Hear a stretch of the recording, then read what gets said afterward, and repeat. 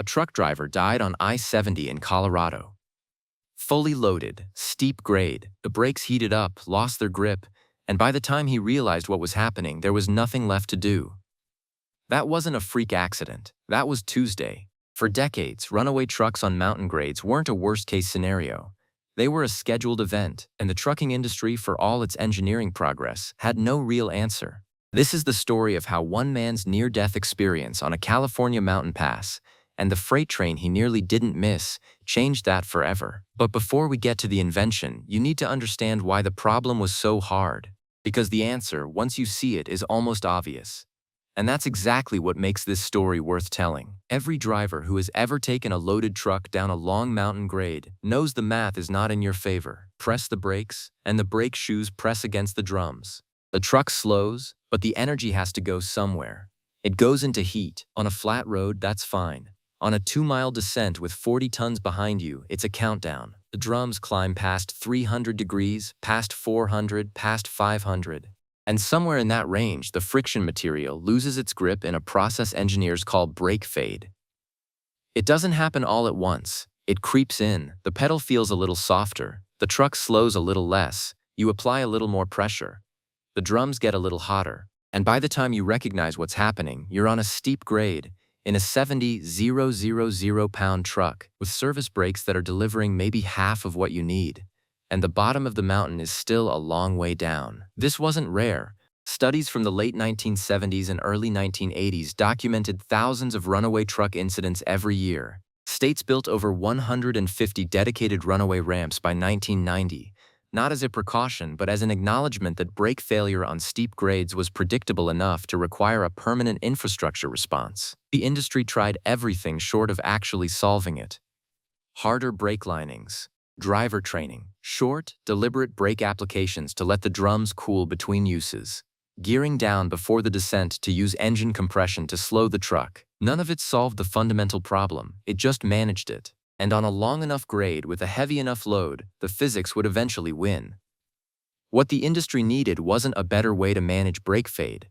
It needed a way to make the engine itself fight gravity. And one man had been thinking about exactly that since the night he almost drove into a freight train. Cajon Pass, 1931. Plessy Cummins was the founder of the Cummins Engine Company, one of the most important figures in the history of the American diesel industry. In 1931, he set out on a promotional drive from New York to Los Angeles, hauling a diesel-powered Indianapolis race car on a truck loaded to its limits. The goal was simple: prove to a skeptical public that diesel engines were reliable enough to be taken seriously. For 4 days, everything went according to plan.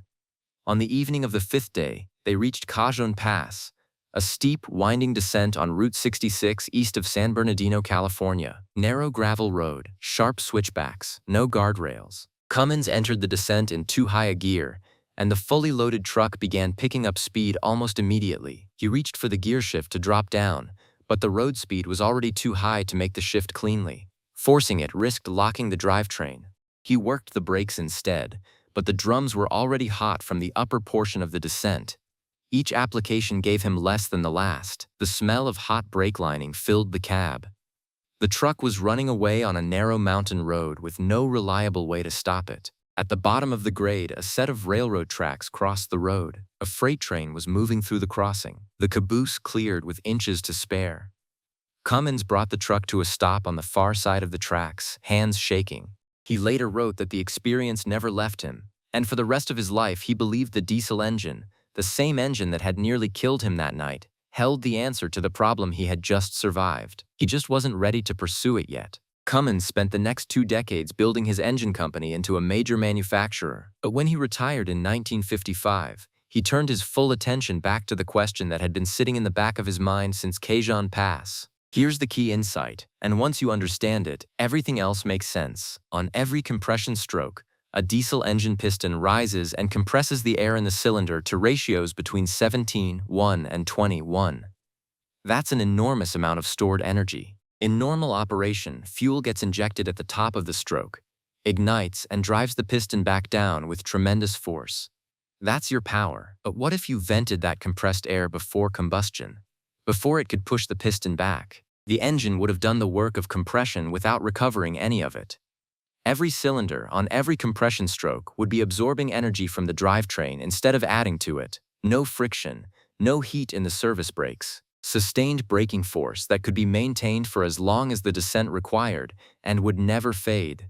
By the mid-1950s, Cummins had worked out the mechanism, opened the exhaust valve near the top of the compression stroke, so the stored energy escapes through the exhaust instead of returning to the crankshaft. Multiply that across 6 cylinders firing in sequence and you have continuous, controllable braking power that cost nothing but fuel efficiency, and only when you need it. He patented the idea and brought it to the Cummins Engine Company. Leadership passed, no commercial path, they said. So he took it to Jacobs Manufacturing, a Connecticut company with deep experience in engine components. In April 1960, the Plessy L. Cummins division of Jacobs was established. The first production units shipped in 1961, built for Cummins NH series engines, and later adapted for Detroit Diesel, Caterpillar, Mack, and others.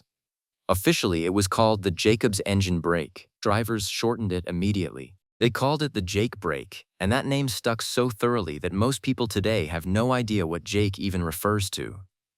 Before the Jake brake, descending a steep mountain grade in a loaded truck was a sustained exercise in anxiety, constant calculation, how much brake to apply, when to let off and let the drums cool, whether the grade ahead was going to steepen, whether you had enough left if it did. With the Jake brake, a driver could engage the system at the top of a descent, select a braking level that matched the conditions, and ride the entire grade with his foot completely off the surface brake pedal. The engine held the truck back with steady, controllable resistance. It didn't fade. It didn't diminish. It didn't care how long the grade ran. Brake lining wear dropped dramatically on equipped trucks. Maintenance costs fell. Roadside breakdowns on mountain routes decreased. For fleet operators running through the Rockies, the Appalachians, or the Sierra Nevada, the economics were straightforward. The safety benefit was harder to put a number on, but drivers understood it immediately. And there was one thing nobody had fully anticipated: the sound. When a Jake brake is operating, each cylinder venting compressed air through the exhaust produces a sharp, staccato clatter. On a large displacement inline-6 diesel running at highway speed, that's happening hundreds of times per minute. On a truck with a straight exhaust stack, common on older rigs, still popular with owner-operators, the sound carries across entire valleys. Out on an open highway, it became part of the landscape of American trucking.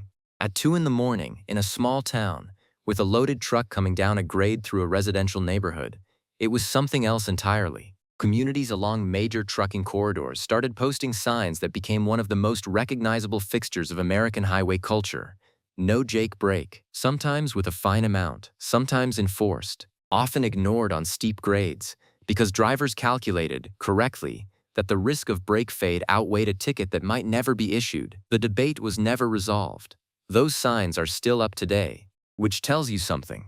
By the time communities were arguing about the noise, the Jake brake had already become so embedded in the operation of heavy trucks that restricting it felt dangerous. Peterbilt, Kenworth, Freightliner, International, all of them offered it as standard or optional equipment. Every major engine manufacturer had developed their own version. In 1992, the American Society of Mechanical Engineers designated the Jacobs engine brake a historic mechanical engineering landmark. The runaway truck ramps that still line the descents of I-70 through the Rockies and dozens of other mountain corridors across the country are still there. They weren't torn down after the Jake brake arrived. Brakes still fail. Drivers still make mistakes. The physics of a fully loaded truck on a steep grade haven't changed. But before 1961, those ramps were the industry's only real answer to the problem. They were built because brake failure on mountain grades was predictable enough to require a permanent infrastructure solution, and because nobody had yet found a way to make the engine itself do the work. One man nearly missed a freight train in the dark on a California mountain road. He spent the next 25 years turning that near miss into a mechanism that gave truck drivers something they had never had before: a way to fight gravity with the engine itself. The Jake brake didn't just make trucks safer. It changed what it felt like to drive one. If you're the kind of person who wants to know how things actually work, the inventions, the engineering,